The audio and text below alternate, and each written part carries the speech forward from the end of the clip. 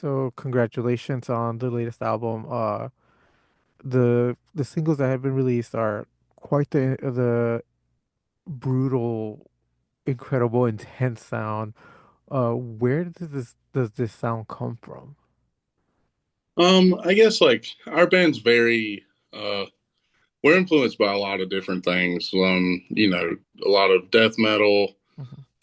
hardcore, metalcore. Most of our sound kind of derives from like a lot of the Swedish stuff on this new record specifically, but really a lot of us grew up on like the early 2000s, late 90s like metalcore scene. So that's kind of like where a lot of the aggression kind of comes from. And I think it all kind of comes pretty naturally, just like being where we're from in the South, you know? Mhm. When you think about South Carolina, you don't really think about metal. What is it about metal that first caught your attention? Um, I don't know. I mean, I guess just the sound. I remember being like, I don't know, it was like being young and being like introduced to even like horror films and stuff Mhm. and just like something that was different and just kind of scared me, you know? But I Mhm. like kept kind of going back and was like, yo, what the fuck this guy's screaming? You know what I mean? I was like, what is this? And I just kept digging back. One of my cousins, he introduced me to a lot of like older metal bands, and I also very much like looked up to him. So yeah, I don't know. Just the imagery, the dark imagery, everything kind of was really shocking, and I was like, okay, this is kind of awesome, you know. Definitely. That actually leads perfectly into my next question. Serpentine has this very dark undertone to it. Uh, what was the writing process like, and what kind of story were you looking to tell with that song? Well, that song is about narcissism and how we've all dealt with a narcissist in our lives, and whether being one, being in a relationship with one, or just like being friends with one, or someone in your family. Um, yeah, so that song's basically just like talking about narcissism and how I would like to kill them. You know what I mean? Uh, so yeah, I don't know. It's just the darker undertone just comes with it. We recorded with this guy named Greg Thomas who plays in the band End, Mhm. with like Will Putney, Brendan from Counterparts. It's kind of like it's an amazing band, but he kind of helped a lot with like the writing process and stuff. But and he just naturally has like a darker style of writing. He's kind of a psycho. So yeah, when we got together and my psycho started blending with his psycho, it was just like, okay, cool. This is just scary, you know. That's interesting to hear. Is that the way the band usually works when writing for an album? Do you each bring something in, or is it something you guys workshop together?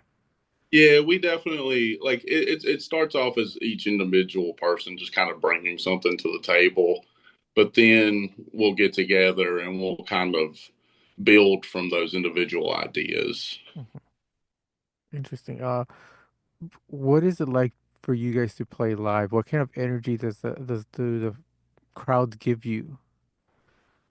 Hopefully good energy. We have played bad shows before because we are a relatively new band in the Mhm. scene. Nine times out of, I mean, most shows for the most part, they're very energetic, but I believe that the crowd gives back what you give. You know what I Mhm. mean? So we do try to be an energetic band. We're not like a band who just like stands on stage staring. We don't, we definitely try to move around and have a little bit of energy. Um, but yeah, your Spirit Dies shows in the Southeast specifically can be scary. We, Definitely. And um, what is how is the energy for the band different when in studio as opposed to when you guys are live in front of an audience? that's a good question. I don't know, man. Like our band, we're not like scary people. We're all Mhm. pretty goofy and like calm.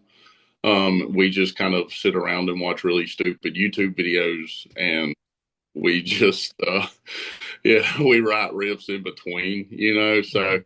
I mean, yeah, it's definitely different. Like being on stage, it kind of takes on like a whole new character for sure. But like In the studio, we're just chilling for the most part, and it's like we'll just chill so hard that we're like, okay, I have an idea now. You know what I mean? And like, and then we just kind of go into it. That's awesome. Does that camaraderie help when having to, discuss what an album is like, or placement of songs? For sure, yeah, because we everyone in the band we're friends first. You know what I mean? So like if something ends up getting scrapped, it's never spiteful. It's just because hey, this idea could be better. You know, and everyone in the band's pretty open to stuff like that for sure. Mhm. South Carolina is a beautiful state.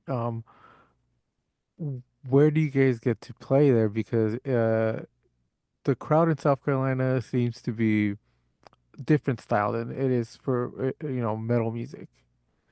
Yeah, I mean, I don't know. There's some really cool scenes in South Carolina. Where the band is based out of is Columbia, South Carolina. I live in a not a small town. It's a city northwest of Columbia called Greenville, South Carolina. It's about an Mhm. hour and a half. But Columbia has like an amazing scene. So does Greenville. Greenville has an amazing scene. It's a relatively newer scene, so it's like a Mhm. lot of young kids kind of getting involved and getting into this world of heavy music, you know. Mhm.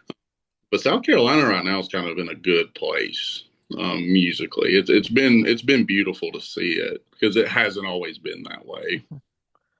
And the t the title of the album, "My Gnawing Pains Will Never Rest." Where does that come from?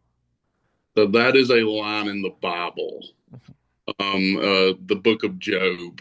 It's obviously a dumbed down uh, uh, sentence Mhm. because I don't speak like in the Bible. You know what I Mhm. mean? Yeah. I just remember like I grew up in a super religious household, Mhm. so mom was like a Sunday school teacher and all of Southern Baptist churches and stuff like that. So like um, I just remember that the Book of Job being like a very brutal book, like the tales of it and stuff, and just that line in particular, just kind of when I was like starting to kind of workshop record ideas and like title out ideas, um, I randomly ran across that and I was like, okay, this is awesome. So let's just go with it, you know. Definitely. This album also has a few collabs with some very incredible people.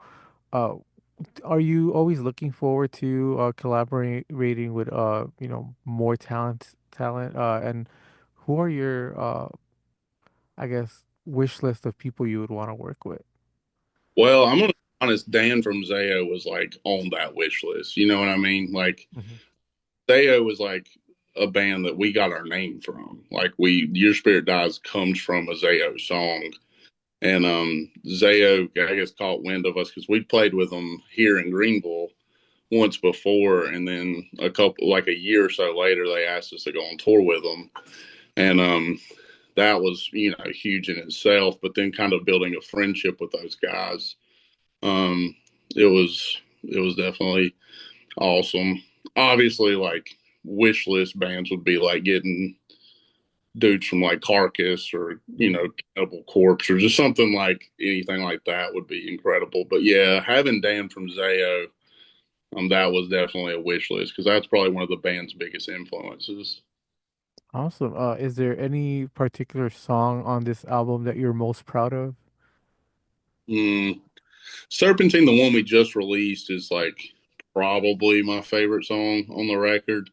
Um, there's um, a few songs on the album that aren't going to be singles Hmm. that we'll just release when the full record drops that I'm extremely excited for. We have a song called Monochrome that I just like absolutely love. Um, a Snow and Summer where with Blythe from No Cure. That song actually, when we were in the writing process for that song, was one of my least favorite songs. But then when we finished everything and we got it done, we were like, "Holy shit, this is an incredible song!" Like it's kind of weird how stuff like that can happen. Definitely. Well, Congratulations on this album, and thank you very much for your time. Sweet. Thank you so much, buddy.